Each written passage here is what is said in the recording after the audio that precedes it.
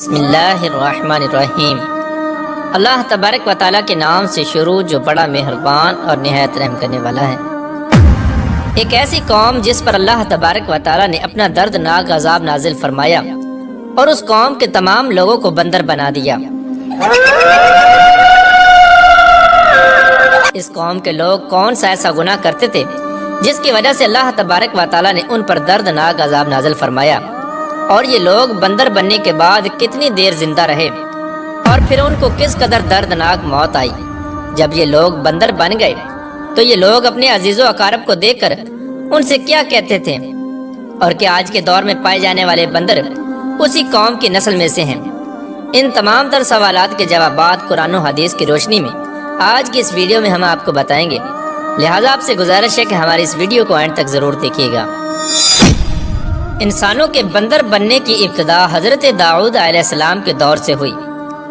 اس واقعے کا پس منظر کچھ یوں ہے۔ حضرت داؤد علیہ السلام اور ان کی قوم سمندر کے کنارے ایلا نامی گاؤں میں رہتے تھے، اور ان کی تعداد 70,000 کے قریب تھی۔ یہ قوم بڑی ہی خوشحال تھی اور اللہ تبارک و تعالیٰ کی فرما بردار قوم تھی۔ اس قوم کو اللہ تبارک و تعالیٰ نے بے شمار نعمتوں سے نوازا تھا۔ ہر طرف سرسبز و شاداب باغات اور ہر طرف ہریالی ہی ہریالی تھی، اور اللہ تبارک و تعالیٰ کی بے پناہ کرم نوازے تھے۔ یہ لوگ اپنی اس زندگی میں بہت ہی خوش تھے۔ حضرت داؤد علیہ السلام کی قوم چونکہ سمندر کے کنارے رہتی تھی تو اللہ تبارک و تعالیٰ کا ان پر یہ خاص کرم تھا کہ سمندر کے اس کنارے پر بے پناہ مچھلیاں آتی تھیں، جن کا یہ لوگ کاروبار کرتے تھے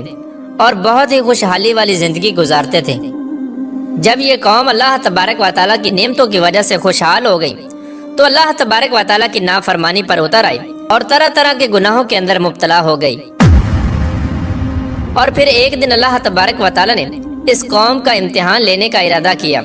اور حضرت داؤد علیہ السلام کو وحی بھیجی کہ اپنی قوم سے کہہ دیں کہ وہ سنیچر کے دن یعنی ہفتے والے دن مچھلی کا شکار کرنا بند کر دیں۔ اس طرح اللہ تبارک و تعالیٰ نے حضرت داؤد علیہ السلام کی قوم پر ہفتے والے دن مچھلیوں کا شکار حرام فرما دیا، اور پھر یہاں سے اس قوم کی بربادی شروع ہو گئی۔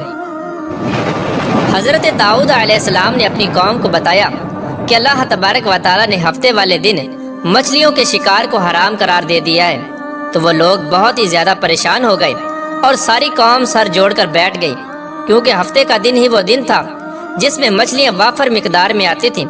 اور خود بخود کنارے پر آ جاتی تھیں، اور باقی دن ایسے تھے کہ بہت کم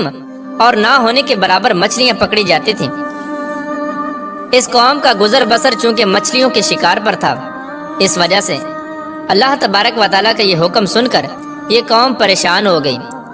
یہ نہیں جانتے تھے کہ اللہ تبارک و تعالیٰ کی طرف سے یہ ایک آزمائش ہے۔ پھر ایک دن شیطان نے ان کو وسوسہ ڈالا کہ سمندر سے نالیاں نکال کر خشکی میں بڑے بڑے حوض بنا لیے جائیں۔ جب ہفتے والے دن مچھلیاں آئیں گی تو وہ نالیوں سے ہو کر ان بڑے بڑے حوضوں میں آ جائیں گی، اور اس طرح پھر ان نالیوں کا منہ بند کر دیا جائے، اور پھر اگلے دن یعنی اتوار والے دن ان کو پکڑ لیا جائے۔ شیطان نے اس قوم کے لوگوں کو برگلایا کہ اس طرح ہم ہفتے والے دن شکار سے بھی بچ جائیں گے، اور مچھلیاں بھی ہاتھ آ جائیں گی اور وہ بھی پکڑی جائیں گی۔ بہت سے لوگوں کو یہ ہلا بازی اچھی لگی اور انہوں نے ایسا کرنا شروع کر دیا، اور سمندر سے چھوٹی چھوٹی نالیاں نکال کر بڑے بڑے حوضوں میں ڈال دیں، جس کے ذریعے وافر مقدار میں مچھلیاں ان حوضوں میں داخل ہو جاتی۔ اس قوم کے بدبخت لوگوں کو شیطان کا یہ ہیلا بہت پسند آیا، لیکن اس قوم نے یہ نہ سوچا کہ جب مچھلیاں سمندر سے حوض میں آ کر قید ہو گئی تو پھر مچھلیوں کا شکار ہی ہو گیا، اس لیے یہ شکار بھی ہفتے والے دن ہی قرار پایا جو اللہ تبارک و تعالیٰ نے حرام قرار دیا تھا۔ اس موقع پر یہودیوں کے 3 گروہ ہو گئے۔ کچھ لوگ ایسے تھے جو شکار کے اس شیطانی ہلے سے منع کرتے تھے اور ناراض و بیزار ہو کر شکار سے باز رہے، اور کچھ لوگ اس کام کو دل سے برا جان کر خاموش رہے، لیکن انہوں نے شکار نہ کیا اور دوسروں کو منع بھی نہ کرتے تھے، بلکہ یہ لوگ منع کرنے والوں سے یہ کہتے تھے کہ تم لوگ ایسی قوم کو نصیحت کرتے ہو جنہیں اللہ تبارک و تعالیٰ ان قریب ہلاک کرنے والا ہے اور ان پر اپنا دردناک عذاب نازل فرمانے والا ہے۔ اور اس قوم کے کچھ لوگ ایسے تھے جو سرکش اور نافرمان لوگ تھے، جنہوں نے اللہ تبارک و تعالیٰ کے حکم کی اعلانیہ مخالفت کی اور شیطان کے ہیلے بازی کو مان کر ہفتے والے دن شکار کرنے لگے۔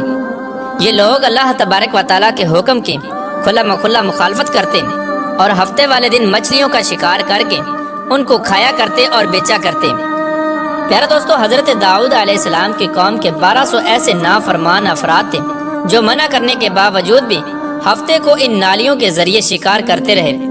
حضرت داؤد علیہ السلام نے ان 1200 نافرمانوں کو اللہ تبارک و تعالیٰ کے عذاب سے ڈرایا کہ وہ اللہ تبارک و تعالیٰ کی اس نافرمانی سے باز آ جائیں، لیکن وہ لوگ باز نہ آئے اور کھلے عام شکار کرنے لگے۔ چنانچہ وہ لوگ جو اس بات کو برا جانتے تھے، ان لوگوں نے اپنے اور ان نافرمانوں کے درمیان ایک دیوار کھڑی کر دی، جس کی ایک طرف وہ 1200 نافرمان رہتے تھے اور دوسری طرف وہ لوگ تھے جو شکار سے باز رہے۔ حضرت داؤد علیہ السلام نے اپنی اس قوم کے نافرمانوں کو بارہا سمجھایا، لیکن یہ لوگ اپنی نافرمانی سے باز نہ آئے اور اسی طرح اللہ تبارک و تعالیٰ کی نافرمانی کرتے رہے اور شکار کرتے رہے۔ پھر ایک دن حضرت داؤد علیہ السلام نے غضبناک ہو کر شکار کرنے والوں پر لعنت فرما دی۔ اس کا اثر یہ ہوا کہ ایک دن خطا کاروں میں سے کوئی بھی اپنے گھر سے باہر نہ نکلا۔ یہ منظر دیکھ کر کچھ لوگ ان کی دیواروں پر چڑھ گئے تاکہ معلوم ہو سکے کہ وہ لوگ کس حال میں ہیں۔ جب ان لوگوں نے ان نافرمانوں کو دیکھا تو وہ سب کے سب بندر کی صورت میں مسخ ہو چکے تھے۔ اللہ تبارک و تعالیٰ نے ان کی نافرمانی کی وجہ سے ان پر اپنا دردناک عذاب نازل فرمایا اور ان کو انسانوں سے بندر بنا دیا۔ جب لوگ ان مجرموں کا دروازہ کھول کر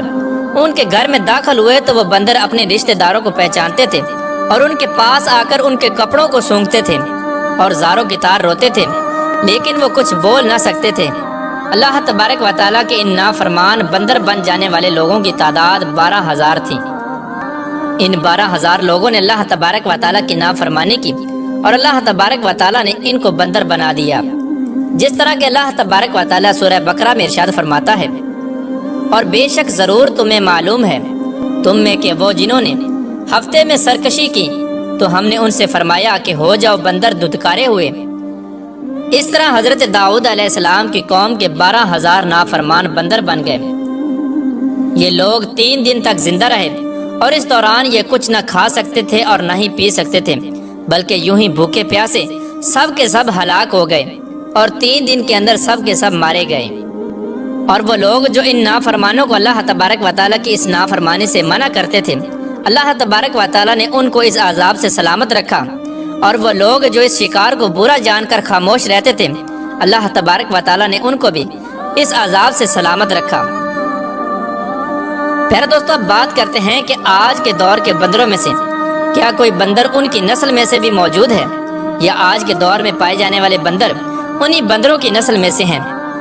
اس کے متعلق روایات میں آتا ہے کہ حضرت عبداللہ بن مسعود رضی اللہ تعالیٰ عنہ سے روایت ہے کہ حضور پاک صلی اللہ تعالیٰ علیہ وآلہ وسلم سے کسی نے سوال کیا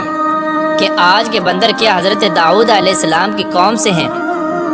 تو حضور نبی کریم رؤوف الرحیم صلی اللہ تعالیٰ علیہ وآلہ وسلم نے ارشاد فرمایا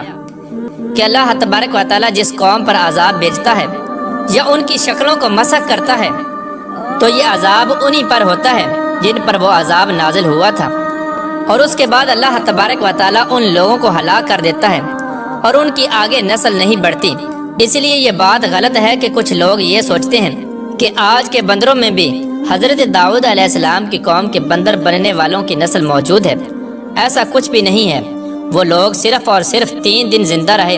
اور اس کے بعد سب کے سب ہلاک ہو گئے، اور اللہ تبارک و تعالیٰ نے اس قوم کے نافرمانوں کو صفحہ ہستی سے مٹا دیا۔